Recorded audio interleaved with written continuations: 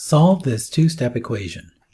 It's a two-step equation because it includes two operations, division, shown here, and subtraction, shown here. Let's take this equation and plug it into this template. So we get x divided by 3 minus 5 equals 2. We want to get rid of this term, so we'll be adding 5 to both sides of the equation. So we get x divided by 3 minus 5 plus 5 equals 2 plus 5. As you can see, we've added 5 to both sides of the equation. Simplifying, we get x divided by 3 equals 2 plus 5, or 7. This expression involves division. To undo it, use multiplication.